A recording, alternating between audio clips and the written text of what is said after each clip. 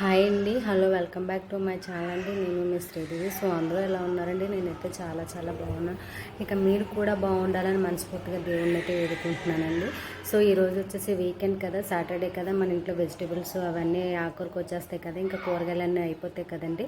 So ఈ weekend రోజు నేను ఏం రెసిపీ చేశాను ఏంటనేది మీ అందరితో షేర్ చేసుకోవాలనుకుంటున్నాను. సో అలాగే వీకెండ్ వచ్చేసరికి మనకి ఇంట్లో గ్రైండ్ చేసిన పిండ్లు కూడా అయిపోతాయి కదండి. సో అలాంటప్పుడు నేనేం బ్రేక్ఫాస్ట్ చేశాను పిల్లలకి తొందరగా ఎలాగా బ్రేక్ఫాస్ట్ చేశాను, అలాగే లంచ్ బాక్స్ ఎలా ప్రిపేర్ చేశాను ఏంటన్నది మీ అందరితో షేర్ చేసుకోవాలనుకుంటున్నాను. సో ఎక్కడా స్కిప్ చేయకుండా చివరి వరకు చూసేయండి. సో నా మార్నింగ్ రొటీన్ బ్లాగ్ అయితే ఈరోజు చాలా అంటే చాలా సింపుల్గా ఉంటుంది. అలాగే వంట అయిన తర్వాత నేను మొత్తం కిచెన్ అంతా ఎలా క్లీన్ చేసుకున్నాను ఏంటనేది కూడా మీ అందరితో షేర్ చేసుకోవాలనుకుంటున్నాను. సో అలాగే ఫ్రెండ్స్, మన వీడియో ఎవరైనా ఫస్ట్ టైం చూసినట్లయితే సబ్స్క్రైబ్ చేయబోతే వెంటనే సబ్స్క్రైబ్ చేయండి. అలాగే పక్కనే ఉన్న బెల్ ఐకాన్ని యాక్టివేట్ చేయండి. మన వీడియోకి లైక్ చేయండి ఫ్రెండ్స్. మీరు లైక్ చేస్తే నా వీడియో మరింత మందికి పోస్ట్ అనేది వెళ్తుంది. ప్లీజ్ తప్పకుండా అయితే ఒక లైక్ అయితే ఇచ్చేసుకోండి ఫ్రెండ్స్. ఇంకెక్కడ స్కిప్ చేయకుండా వీడియో అయితే చివరి వరకు చూసేయండి. ఫ్రెండ్స్ చూసారు కదా, గుమ్మంలో అయితే నేనైతే చక్కగా అయితే ముందైతే ముగ్గైతే పెట్టేసుకున్నాను. సో ఆ తర్వాత వచ్చేసి గోంగూర రాత్రి కడిగి న్యూస్ పేపర్ మీద చక్కగా ఇలా ఆరబెట్టేసుకున్నానండి. ఇది వచ్చేసి 20 రూపీస్ గోంగూర తీసుకున్నాను. యాక్చువల్గా అయితే గోంగూర రోటి పచ్చడి చేద్దాం అని చెప్పేసి అయితే అనుకున్నాను. కానీ ఇంకా ఈరోజు సాటర్డే కదా, ఇంట్లో కూరగాయలు అయితే ఏమీ లేవండి. నేను ఇదైతే సండే తీసుకున్నాను. ఆ రోజే బాగు చేసేసి కవర్లో పెట్టేసి ఒక కంటైనర్ బాక్స్లో పెట్టేసి ఫ్రిడ్జ్లో పెట్టేశానండి. సో అసలు పాడవలేదు నాకు. సో ఈ రోజుకైతే యూజ్ అయింది. ఇంట్లో కూరగాయలన్నీ అయిపోయినాయండి. ఇంకా సరే గోంగూర ఉంది కదా అని చెప్పేసి గోంగూర మిల్ మేకర్ చేసేద్దాం, పిల్లలు కూడా ఇష్టంగా తింటారులే అని చెప్పేసి ఇంకా గోంగూరని అయితే రాత్రి కడిగి పెట్టేసి ఉంచేసుకున్నాను కదండి. నేను చెప్పాను కదా, మనం ఏదైనా వెజిటేబుల్ మార్నింగ్కి లంచ్ బాక్స్ కర్రీ ప్రిపేర్ చేయాలంటే నైట్ ఆలోచించుకోవాలి కదా. సో నాకు నైట్ పడుకునే ముందు గోంగూర గుర్తొచ్చింది. ఇంకా అదైతే తీసేసి ఫ్రిడ్జ్లోంచి తీసేసి కడిగేసి చక్కగా ఆరబెట్టేసుకున్నానండి. ఎందుకంటే పొద్దున్నకి మళ్ళీ మనకు అది పని అవదు కదా. సో ఇంకా అది ఆరిపోయింది కదా, ఒకసారి నూనెలో అయితే మగ్గబెట్టేసుకున్నాను. ఇంకా కూర అయితే ప్రిపేర్ చేసేస్తున్నానండి. పిల్లలు కూడా చాలా ఇష్టంగా తింటారు. ఒకసారి మీరు కూడా ట్రై చేయండి, చాలా బాగుంటుంది గోంగూర మిల్ మేకర్ కర్రీ. నేనైతే ఫుల్ వీడియో కావాలంటే నేను ఈ రెసిపీ తయారు చేసి పెడతాను ఫ్రెండ్స్. ఇంకైతే నేనైతే కూరకు సరిపడగా ఆనియన్స్ అయితే కట్ చేసేసుకున్నాను. పొద్దుటే హడావిడి కదండి. ఒక ఒక పక్క పిల్లలు స్కూల్కి వెళ్ళడానికి, వాళ్ళు రెడీ అవ్వడానికి ఒక పక్క హడావిడి అయితే మనం కిచెన్లో హడావిడి ఒక లెవెల్లో ఉంటుంది కదా. సో చూస్తున్నారు కదండి.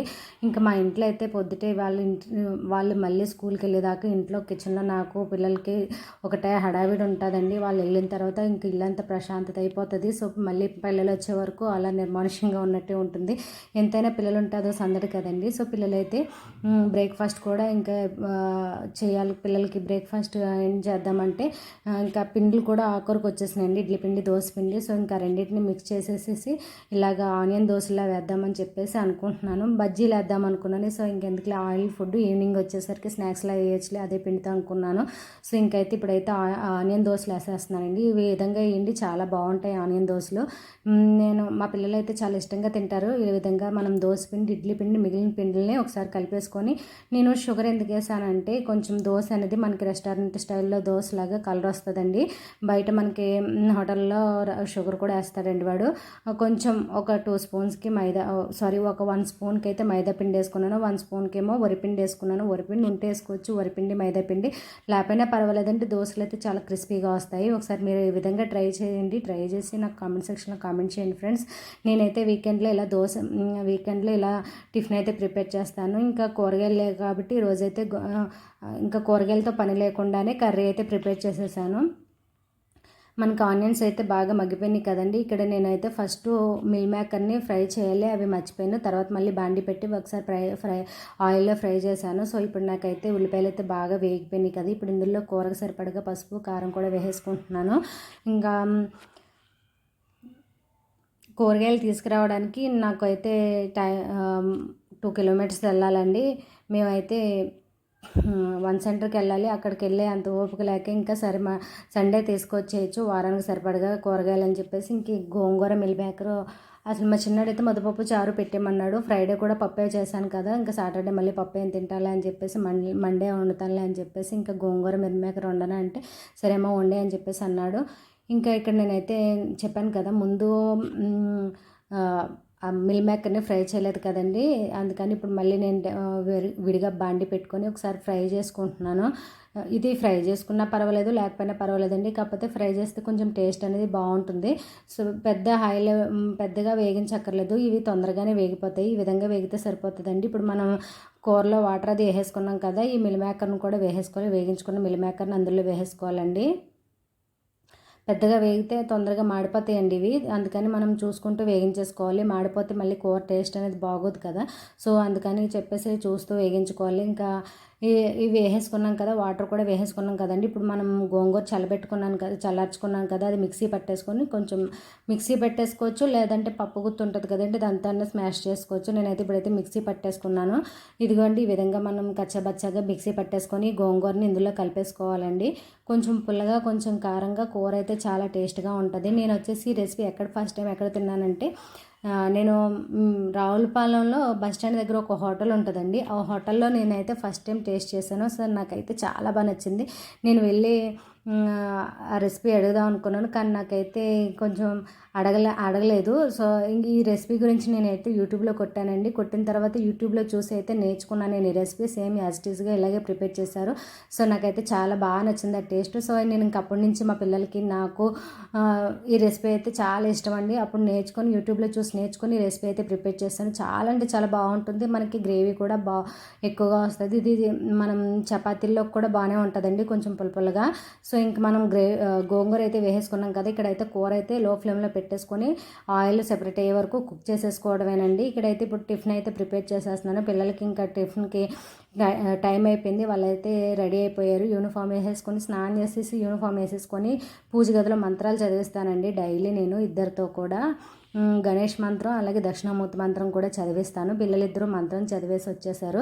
మంత్రాలు చదివేసి అంటే డైలీ అన్నీ చదవాలంటే వాళ్ళకి టైం సరిపోదు కదా, ఏ రోజు ఏ మంత్రం చదవాలో ఆ మంగళవారం అయితే హనుమాన్ చాలీసా చదువుతారు. ఈరోజు సాటర్డే కాబట్టి గోవిందనామాలు చదువుతారు. మండే అయితే శివాష్టోత్రాలు చదువుతారు. నేను అలా ప్రిపేర్ చేసేసానండి. ఇంకా మిగతా రోజుల్లో డెఫినెట్గా డైలీ గణేష్ మంత్రం గణేష్ మంత్రం దక్షిణామూర్తి మంత్రం మాత్రం మానిపించనండి. పిల్లల్లో జ్ఞానాన్ని రావాలంటే దక్షిణామూర్తి మంత్రం చదివించాలి కదా, విద్యా బుద్ధులు కలగాలంటే. సో అందుకని చెప్పేసి నేను డైలీ మా పిల్లలతో దక్షిణామూర్తి మంత్రం అయితే చదివిస్తానండి. మీరు కూడా కుదిరితే ఇంట్లో పిల్లలకి మంత్రాలు అయితే కొన్ని నేర్పించి పిల్లలకి 5 నిమిషాలు పిల్లల్ని దేవుడి దగ్గర నమస్కారం చేసుకుంటే బాగుంటుంది కదా అని నా ఉద్దేశం. సో ఎవరు తప్పుగా అనుకోవద్దండి. సో ఇంకా పిల్లలకైతే బ్రేక్ఫాస్ట్ అయితే ఆనియన్ దోశ అయితే ప్రిపేర్ చేసేస్తున్నాను. ఇది మా వీకెండ్ రెసిపీస్ అయితే మేమైతే ఇలా ప్రిపేర్ చేసుకుంటామండి ఇంట్లో కూరగాయలు లేనప్పుడు. అలాగే బ్రేక్ఫాస్ట్కి అయితే ఈ విధంగా కమ్మగా దోశలు అయితే ఆనియన్ దోశలు అయితే వేసుకుంటాం. మరి మీ ఇంట్లో ఎలా ప్రిపేర్ చేస్తారు ఏంటనేది కూడా నాకు కామెంట్ సెక్షన్లో కామెంట్ చేసేయండి ఫ్రెండ్స్. సో చూస్తున్నారు కదా, మనకి చక్కగా క్రిస్పీగా భలే టేస్ట్గా వస్తాయండి ఆనియన్ దోశలు. మనకి పిండి అయిపోయింది, ఒక రకం పిండి కొంచెం ఒక రకం పిండి కొంచెం ఉన్నప్పుడు ఇలా చేసుకుంటే బాగుంటుంది. ఇదే పిండితో బజ్జీలు కూడా వేసుకోవచ్చు. బజ్జీలు ఏంటంటే పొద్దుటే ఆయిల్ ఫుడ్ కదా, సో నేనైతే ఆయిల్ ఫుడ్ పెద్దగా ఇష్టపడమండి, అందుకని చెప్పేసి ఇంక దోశల్లా వేసేసాను. ఇప్పుడు వచ్చేసి నేనైతే ఇక్కడైతే పోపు సరుకులు అయితే తీసుకున్నాను. మనకి గోంగూర మిల్ మేకర్ ఒకసారి ఇలా కొంచెం ఆయిల్లో మళ్ళీ వెల్లుల్లిపాయలు కరివేపాకు జీలకర్ర ఇవన్నీ వేసుకుని పోపు వేసుకుంటే చాలా టేస్ట్గా ఉంటుందండి. ఇందులో మనం కుదిరితే నూపప్పు కూడా వేసుకోవచ్చు. నాకు ఇంకా పొద్దుటే హడావిడి అయిపోయి నేను మళ్ళీ దాన్ని వేగించే అంత టైం సరిపోక నేనైతే నూపప్పు వేయలేదండి.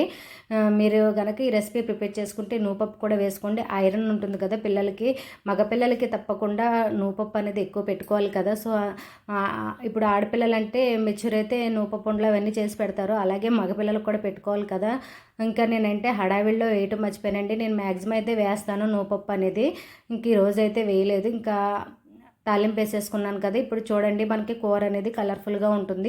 ఇప్పుడు మొత్తం ఆయిల్ అంతా సెపరేట్ అయ్యే వరకు, వాటర్ దగ్గరగా అయిపోయే వరకు మనం దీన్ని లో ఫ్లేమ్లో పెట్టేసుకొని ఒక 10 మినిట్స్ కుక్ చేసుకుంటే చాలా బాగుంటుంది. ఇంకా ఇక్కడైతే నాకు కలిపేసుకున్నాను కదా వేసిన తాలింపు. ఇక్కడైతే బ్రేక్ఫాస్ట్ కూడా ప్రిపేర్ చేసేసాను. ఇంకా పిల్లలు అయితే బ్రేక్ఫాస్ట్కి రెడీ అవుతున్నారు. దోశలు వేసేసాను. అలాగే పల్లి చట్నీ చేశానండి. పల్లి చట్నీ వేసుకొని వాళ్ళైతే బ్రేక్ఫాస్ట్ చేసేస్తున్నారు. పక్కన నాకైతే రెసిపీ అయితే రెడీ అయిపోయింది. ఆయిల్ అనేది చక్కగా సెపరేట్ అయిపోయింది కదా. సో చూసారు కదా, ఇంకా కూర అయితే రెడీ అయిపోయిందండి. ఇంకా పిల్లలకి లంచ్ బాక్స్ కట్టేసాను. లంచ్ బాక్స్ కట్టేసిన తర్వాత ఇంకా అసలు నా కిచెన్ ఎలా పడితే అలా అయిపోయిందండి. ఇంకా ఇవైతే రాత్రి కడిగేసిన గిన్నెలండి. ఇంకా ఇవన్నీ ఒకసారి సర్దేసుకుందామని చెప్పేసి గిన్నెలు అయితే సర్దేసుకుంటున్నాను. ఆ తర్వాత షింక్ నిండా గిన్నెలు ఉన్నవి. ఏంటంటే పొద్దుటే పిల్లలు వెళ్ళాలి స్కూల్కి, హడావిడి మనం ఏంటి టయానికి క్యారేజీ పెట్టాలి, వాళ్ళకి టయానికి టిఫిన్ పెట్టేయాలన్న హడావిడిలో ఉంటాం కదా. నేనైతే ఇంకా ఫస్ట్ ఇల్లు కిచెన్ ఒకటి ఊడ్చేసి గ్యాస్ స్టవ్ అవన్నీ అలాగో రాత్రి క్లీన్ చేసుకొని ఉంచుకుంటాను కాబట్టి నాకు ఇంకా పొద్దుటికి మళ్ళీ ఆ పని అయితే ఉండదండి. సో ఇంకా కిచెన్ క్లీన్ చేసేసుకున్న తర్వాత ఇంకా పిల్లలు అయితే వెళ్ళిపోయారండి. రాత్రి కడిగిన గిన్నెలు కూడా సర్ది పెట్టేసుకుంటున్నాను. ఇంక ఇక్కడ షింక్ నిండా గిన్నెలు అయితే ఉన్నాయి. ఒకసారి ఇవన్నీ క్లీన్ చేసేసుకుందామని చెప్పేసి మొత్తం ఇంకా గిన్నెలన్నీ మొత్తం కూర వండింది ఇంకా నేనే కదా. లాస్ట్కి పిల్లలకి లంచ్ బాక్స్ పెట్టేసిన తర్వాత ఇంకా నాకు కొంచెం కూర ఉంటుంది కదా, ఆ కూర నేను మిగిలినవన్నీ ఒక బాక్స్లో తీసేసుకొని నేనైతే రైస్ మళ్ళీ తర్వాత సెపరేట్గా వండుకుంటానండి. 12 ఆ టైంలో వండుకుంటాను పూజ అంతా అయిన తర్వాత. సో ఇంకా పిల్లల మట్టుకి పెట్టేసిన తర్వాత వాళ్ళిద్దరు వెళ్ళిపోయిన తర్వాత ఇంకా తర్వాత గిన్నెలు అవి బోల్డ్ పడతాయి కదండి. టిఫిన్ గిన్నెలు, వంట గిన్నెలు ఇవన్నీ క్లీన్ చేసేసుకొని గ్యాస్ స్టవ్ అంతా ఒకసారి క్లీన్ చేసేసుకొని ఆ తర్వాత గిన్నెల దగ్గరికి అయితే వస్తానండి. నాకైతే హెల్పర్ లేదు, నేనే ఇంటి పని అంతా నేనే చేసేసుకుంటాను. ఇంకా పిల్లలు వెళ్ళిన తర్వాత మళ్ళీ సాయంత్రం వరకు ఖాళీయే కదా. సో అందుకని చెప్పేసి ఇంకా హెల్పర్ ఎందుకులే అని చెప్పేసి హెల్పర్ని పెట్టుకుంటే మళ్ళీ ఈ టైం కూడా నాకు ఫ్రీ ఏదంటే ఖాళీగా ఉంటాం కదా, ఇంకెందుకులే అని చెప్పేసి ఖాళీగానే ఉంటాం కదా అని చెప్పేసి నేనైతే హెల్పర్ని పెట్టుకోలేదు. సో ఇంకా నేనైతే ఇంకా నాకైతే ఈ వర్క్ అంతా అయ్యేసరికి 11 అయితే అయిందండి. ఇంటిని మళ్ళీ ఊడ్చుకొచ్చేసి ఒకసారి బెడ్షీట్లు అవన్నీ మార్చుకొచ్చేసి ఇల్లంతా నీట్గా తుడిసేసి చక్కగా ఆ తర్వాత గ్యాస్ స్టవ్ కూడా నేను వంట అయిన తర్వాత మళ్ళీ ఒకసారి కొల్లింతో క్లీన్ చేసేసుకుంటానండి. రెగ్యులర్గా నేను గ్యాస్ స్టవ్ని క్లీన్ చేస్తాను మార్నింగ్ అండ్ ఈవినింగ్. అలా లేకపోతే నాకు ఎందుకో మళ్ళీ కిచెన్లోకి రాబుద్ది లేదండి. కిచెన్ మన ప్రపంచం, ఆడవాళ్ళ ప్రపంచమే కిచెనే కదా. సో కిచెన్ అనేది చాలా నీట్గా ఉంటేనే బాగుంటుంది కదా. ఇంకా పిల్లలు వెళ్ళిన తర్వాత నేను ఇలా చిన్న చిన్న వర్క్స్ అయితే చేసుకుంటాను. ఆ తర్వాత బాత్రూంలో వారానికి 2 టైమ్స్ అయితే బాత్రూమ్ అయితే క్లీన్ చేస్తానండి. బాత్రూమ్ బకెట్లు, బాత్రూమ్ గోడలు ఇవన్నీ క్లీన్గా హార్పిక్ వేసేసి కడిగేస్తానండి. ఇంకా ఈరోజు సాటర్డే కదా, కొంచెం పని కూడా ఎక్కువగా పెట్టుకున్నాను. సో ఇంకా నాకు ఈ పని అంతా అవి పూజ దగ్గరకు వచ్చేసరికి 11 అయ్యిందండి. ఇంకా 11 అయిన తర్వాత పూజ అది చేసేసేసరికి నాకు 12:30 ఆ టైం అయింది. నేనైతే ఇంక మళ్ళీ వంట చేసుకొని రైస్ పెట్టుకొని ఆ తర్వాత ఇంకా అమ్మ వాళ్ళు ఫోన్ చేస్తే అమ్మ వాళ్ళతో ఫోన్ మాట్లాడుతూ ఇంకా అలా టైం అయిందండి. తర్వాత నేనైతే భోజనం చేసేసరికి 2 o'clock అయితే అయింది. అమ్మ అంది టైం అవుతుంది కదా, భోజనం చేసి అమ్మ 2 అయింది కదా ఇంకెంతసేపు ఉంటావు అని చెప్తుంది. సో చేస్తానులే అమ్మ అని చెప్తున్నాను అమ్మతో ఫోన్లో అయితే. ఇంకా ఈ విధంగా అయితే నా డే అయితే కంప్లీట్ అయ్యిందండి. సాటర్డే వ్లాగ్ మీ అందరికీ నచ్చినట్లయితే తప్పకుండా కామెంట్ సెక్షన్లో కామెంట్ చేసేయండి ఫ్రెండ్స్. అలాగే మన వీడియోకి మర్చిపోకుండా ఒక లైక్ అయితే ఇవ్వండి. మీరు లైక్ చేస్తే నా వీడియో మరింత మందికి పోస్ట్ అనేది వెళ్తుంది. ప్లీజ్ తప్పకుండా అయితే ఒక లైక్ అయితే చేయండి. అండ్ అలాగే మేము ఇంకా ఈవినింగ్ మార్నింగ్ చేసిన కర్రీస్ ఉంటే సరిపెట్టేసుకుంటామండి. ఇంక ఈవినింగ్ వంట చేయాలంటే వాటికి నేనైతే 6కి అయితే వంట అయితే స్టార్ట్ చేసేస్తాను. మళ్ళీ పిల్లలు పెందలాడే తినేస్తారండి. మా పిల్లలు ఇంక ఈవినింగ్ స్కూల్ నుంచి వచ్చాక తింటే ఫ్రూట్స్ తింటారు, పాలు తాగుతారు తప్ప బయట ఫుడ్ అయితే ఏమి ఇష్టపడరు. సో ఇంకా అందుకని చెప్పేసి నేను మళ్ళీ 7:30 కల్లా వాళ్ళకైతే డిన్నర్ అయితే పెట్టేస్తాను. కిచెన్ అంతా కంప్లీట్ చేసేస్తాను 7కి. ఇంకా మాకు పాలు అనేది లేట్గా వస్తాయండి, 8:30 quarter-9కి వస్తాయి. సో పనంతా అయిపోయిన తర్వాత ఈవినింగ్ టైంలో కింద ఆంటీలు అందరూ సరదాగా కూర్చొని మాట్లాడుకుంటారండి. ఒకసారి వింటారా మీరు వాళ్ళ మాటలు? ఏంటంటే ఒక ఆంటీ టీ సమోసా తెప్పించారు, టీ తాగుతూ సమోసా తింటూ టీ అయితే తాగుతుంది అన్నది అలవాట్లేదు. వాళ్ళు వీడియో తీస్తున్నానని అమ్మాయి నవ్వుతుంది. ఒకసారి చూసేయండి మా మాటలు. చేయరా ఆంటీ కూడా నైట్ తను పెడతా భవానీ గారు బాక్స్